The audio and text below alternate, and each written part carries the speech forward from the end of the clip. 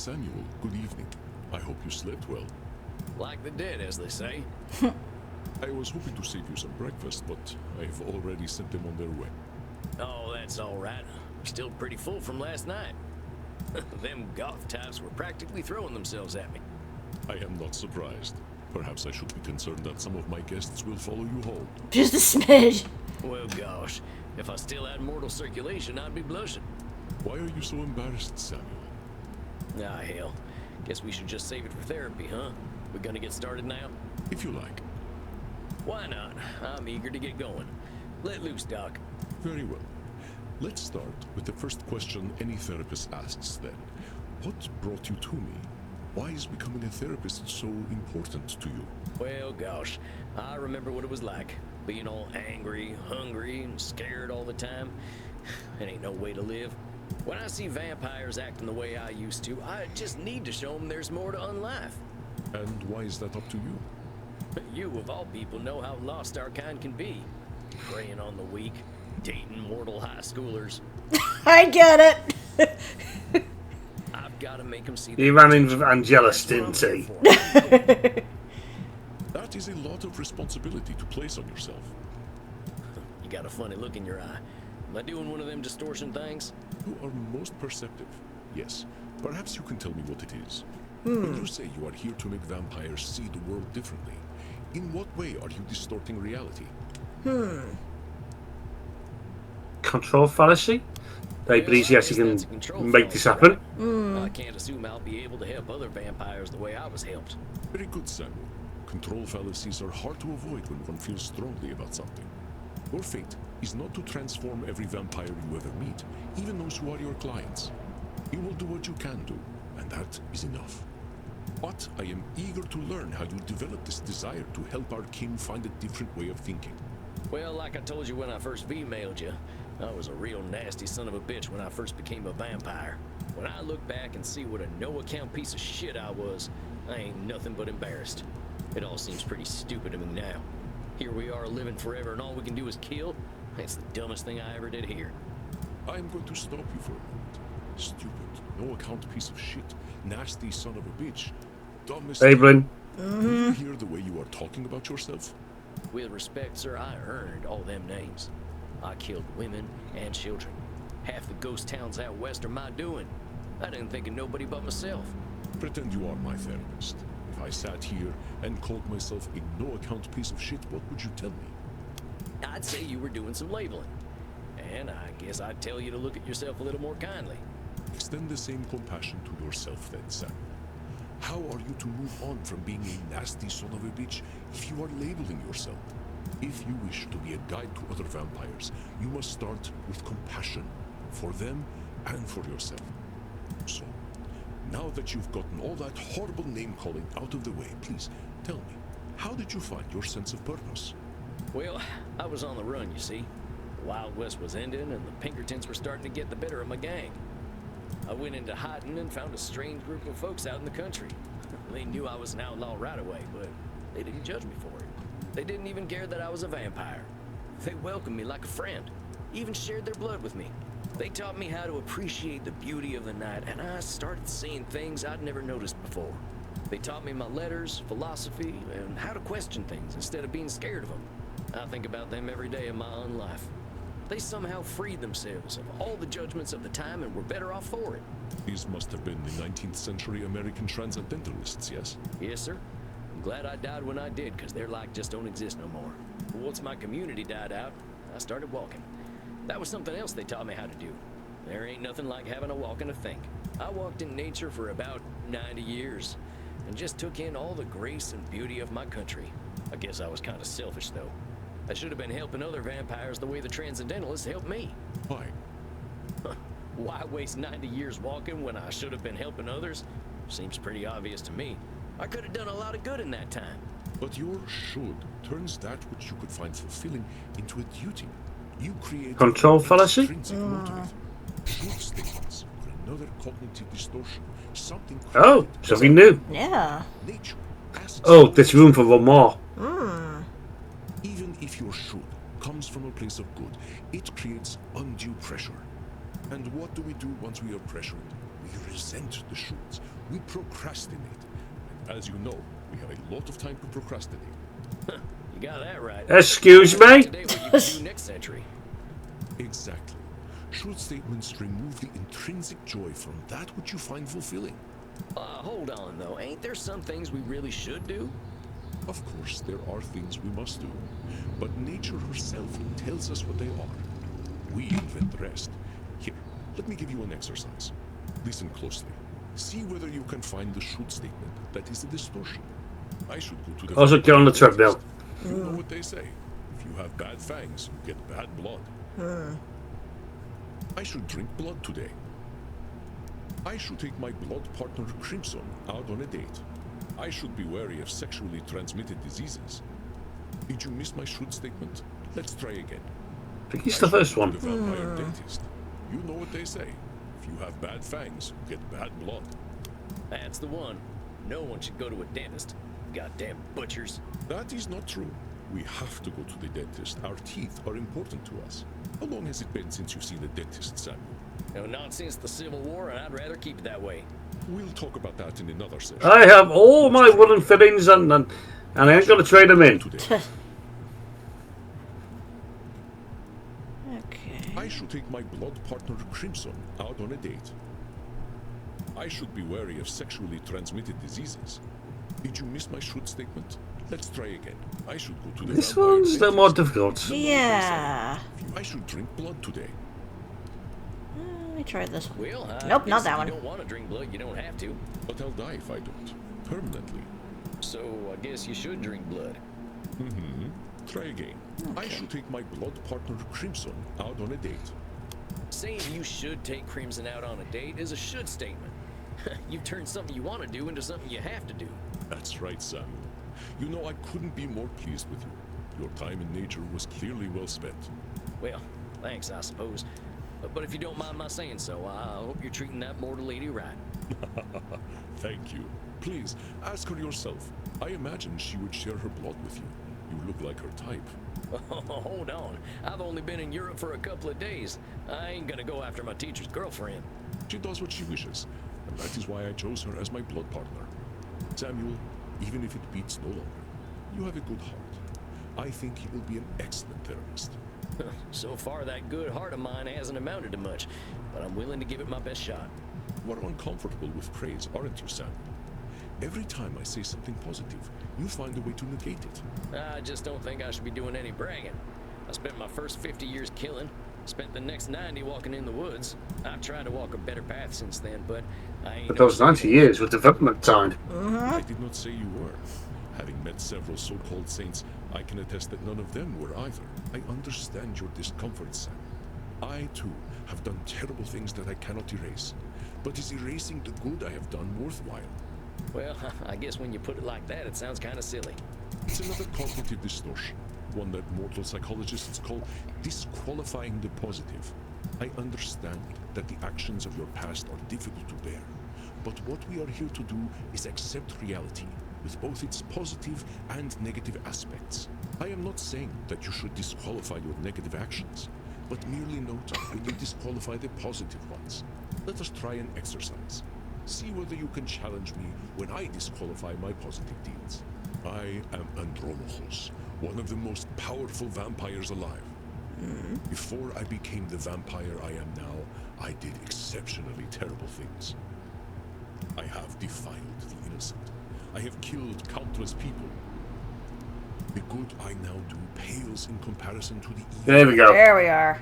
That's the one. You're literally disqualifying the positive by comparing it to the evil stuff you've done. Well done, Sam. I believe the recognition of this distortion will serve you well when you start to see clients tomorrow. Man, that was fast. Tomorrow. I only just started learning these here cognitive distortion things. I will, of course, be with you. You needn't worry. I can sense your instincts and will help you. But tomorrow, I just don't feel ready yet. My friend, we are never truly ready. But if it would ease your concerns, we can practice with further examples. Would that be helpful to you? Well, we'll try it. I'm good. All right. We are leaving the tutorial period. Yeah. I suggest you get the meter inside you. We have a big night tomorrow. How much is a liter? Just get enough to drink, Sam. We will not be able to work if you are hungry or tired. Fair. Please excuse me. I do have a date with Crimson tonight. I suspect I shall not return until nearly morning. Oh, yeah, of course. I hope you have a nice night out, Mr. Andy. You as well, Samuel. Rest in peace.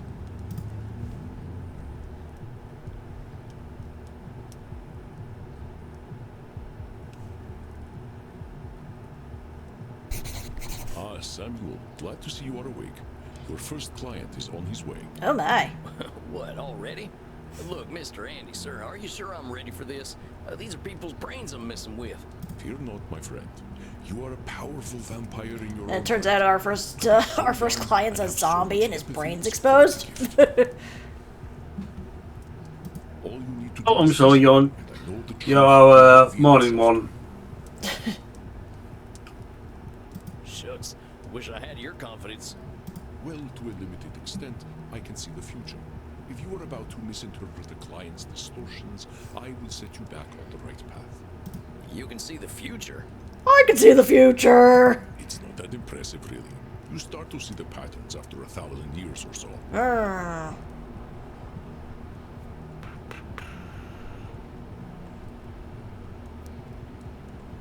Part of me's wanting to think disqualifying the positive. Sounds it. If seeing the future ain't impressive, that's gotta be a distortion. Disqualifying the positive, it's gotta be. You barely require my aid as it is. If you need guidance, I will provide it to you telepathically. Oh, good, you can do that. Don't think about it too much. When you are 3,000, such Just things ignore will that cease to impress. one part. Yeah. Let us look at your first client's case file. Dr. Drain, huh? You ain't got no first name? Many vampires go by one name. Families and titles seem to become more abstract after a certain age. So he's English. Graduate of the Royal College of Physicians, studying nature of blood for the last several centuries. Became a vampire after a post-mortem blood transfusion experiment. Now runs a global pharmaceutical research company. Concerned that he has developed an addition to a drug of his own formulation. Suggestion detected strong irritability on the phone. Investigate Drain's drinking and sleeping habits. Huh. So is it funny that he kept the title? Indeed, you catch on quickly, despite your habit of disqualifying the positive. I will let you work now. I shall be meditating in my coffin, but I will sense when you need my help. But Samuel, I know you can handle this. Be yourself, and all will be well. Satan bless it all, I hate flying. Hi! Hey there. Good blood, what on earth are you? My name's Sam. I'm the new therapist. Make yourself comfortable, Dr. Drain. And American as well. Good God. It's not enough for you lot to take over the world of the living. Even the halls of the dead aren't safe from you. Nice to meet you too, sir. Oh well, I suppose your lot are all into this touchy-feely stuff, aren't you? And ignorance, even American ignorance, is bliss, I suppose. Oh, sweet ignorance, how I do wish I knew thee. Oh, look, a lot of labelling going on. Mm-hmm. Which I can't click yet. Damn it, how am I gonna work with this fella? I gotta ask Annie. Are you all right, Samuel? Oh god, it's the Matrix! You gave me this fella as my first client? Why not? He is clearly hiding very little about his state of mind. How am I supposed to help him when he already sees me as the bad guy? Use your instincts, Samuel. Think about how you have felt in your darkest hours. What does this poor vampire want? Well, he wants to leave, clearly.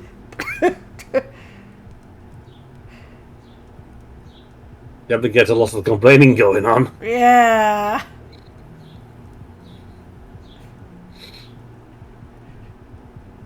I think he just wants to complain. Perceptive, Samuel. He can hardly stop himself, can he? So, what? I just let him complain? Of course. Just give him a starting point to let it all out. It will make him feel better. Well, if you say so. Don't worry, Samuel. You are doing wonderfully. I will release your time now. Well, Are you just going to sit there? I was just gonna ask how your trip here was. My trip? My trip was bloody wonderful. Until my familiar got a flat tire and I had to fly 30 kilometers here as a bat. I hate being a bat and I hate flying. Do you know an owl tried to eat me? Me, a creature that has lived for centuries, treated like common prey. I'm surprised he was even interested. You should see what an ugly little beastie I am when I transform. All I could do was screech and squeak until he went away. Well, I suppose I'm alive, in a manner of speaking anyway. You all right there, pal? Yes, I'm fine. Well, I'm not, of course. I wouldn't be here otherwise. But for the sake of conversational integrity, fine. I take it you read my case file and know why I'm here? Yeah, you got an addiction. You're here for an addiction problem. Yes. Embarrassing, isn't it? What's to be embarrassed about? I remember when Ulysses S. Grant was president. Didn't seem to bother him. Oh, well, of course. How wonderful it is that I share the mental failings of people who only live a single lifetime. Hey, come on now. There's a part of us that's still mortal. Can't help that, just like we can't help being dead. So I'm discovering. Look, I just need some tips and I'll be on my way. Just give me all the tricks. Whatever one does to make addictions go away. That's a hard question, buddy. That's not the case. Let's see. You wanna We will hug him.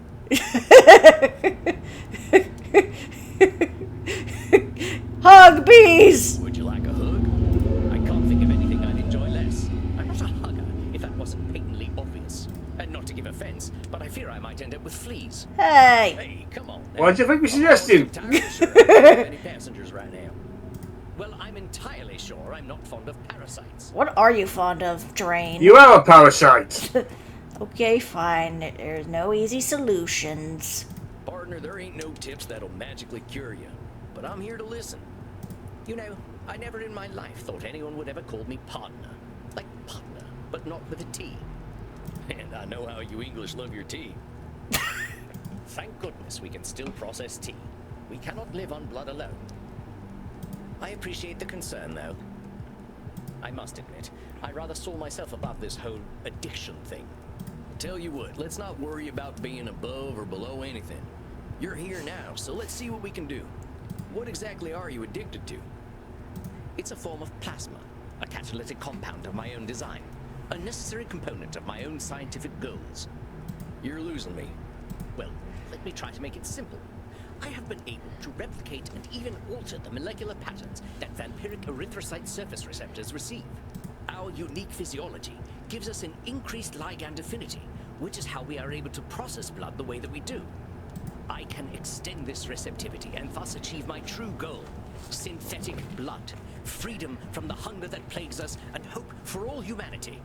Well, dang, it sounds pretty impressive, Doc. Well, it doesn't work without a vampiric catalyst, and that is the plasma I am addicted to. Pathetic, isn't it? I have spent 400 years trying to steal the secret of blood, only to be engulfed by it, like Prometheus walking into a fireplace. Pathetic? Doc, where the heck would you get a word like that? You've come up with the synthetic blood. Man, I can barely get my spurs on some mornings. Maybe you had a setback or two, but give yourself a little credit, compadre. Credit? For wasting 400 years? Practically speaking, I'm in the same place as I was back when King James was in power.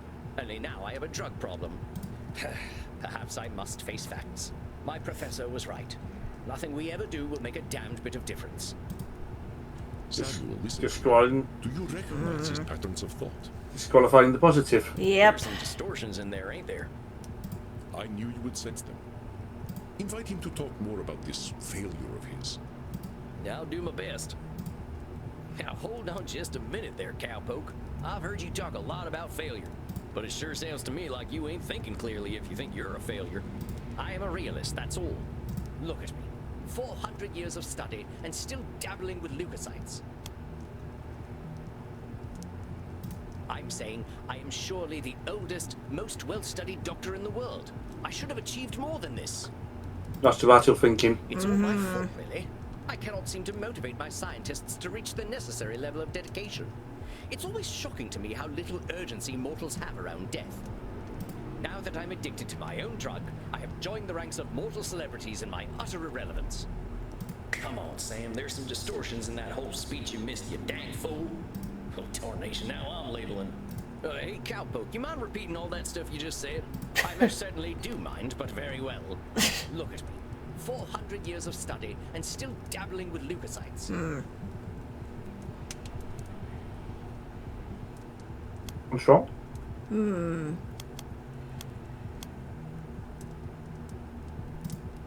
Let me aid you, Samuel. Our doctor friend is using belittling language. What kind of distortion does that indicate? Look at me. 400 years of study. I don't know many people who would call working with leukocytes dabbling. I mean, I gotta admit, I have no earthly clue what you're talking about. So unless you made up all them science terms, I think you might be doing more than playing with a chemistry set. Perhaps, but if we consider all there is to know about blood, I know precious little. But you know something. Yes, I concede I might know something about blood. I would hope so after 400 years. You still got more knowledge about blood than most, whether it's been 4 years or 400 years, amigo. Let's get back to what you were saying, though. I'm saying I am surely the oldest, most well-studied doctor in the world. I should have achieved more than this. That feels like it's a control fallacy.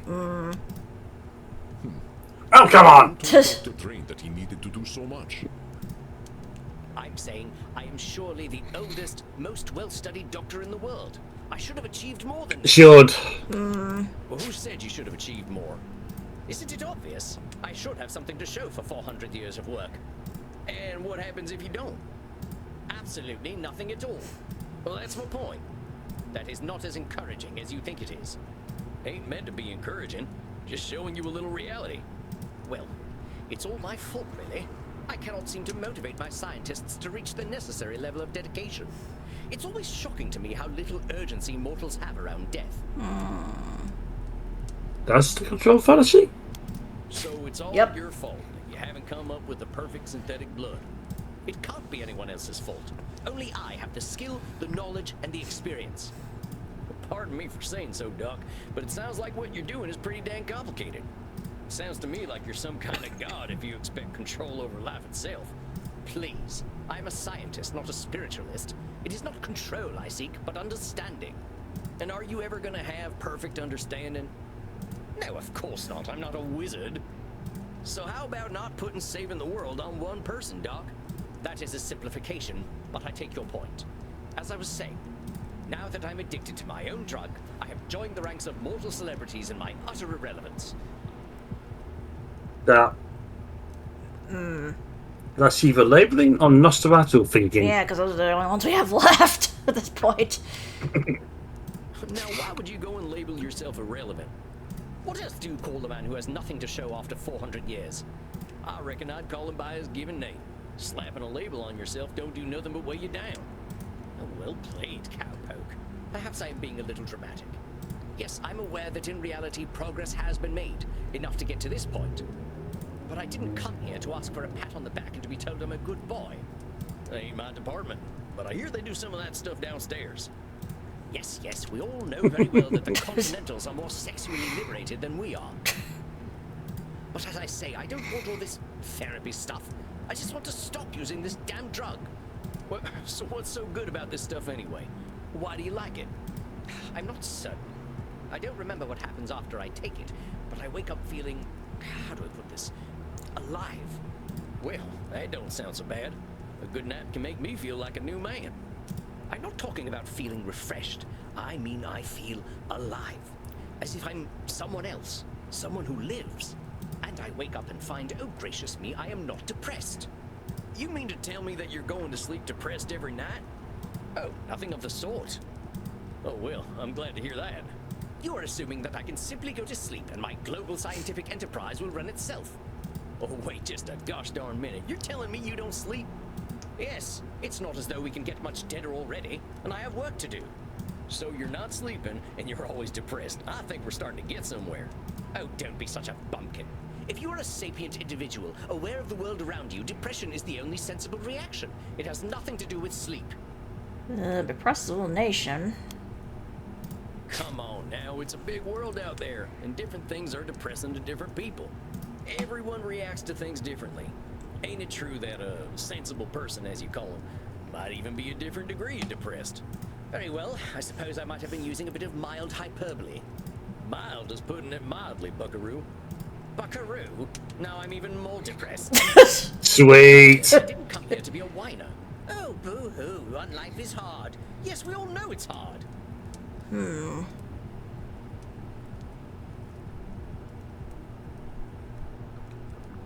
I want to say control fallacy.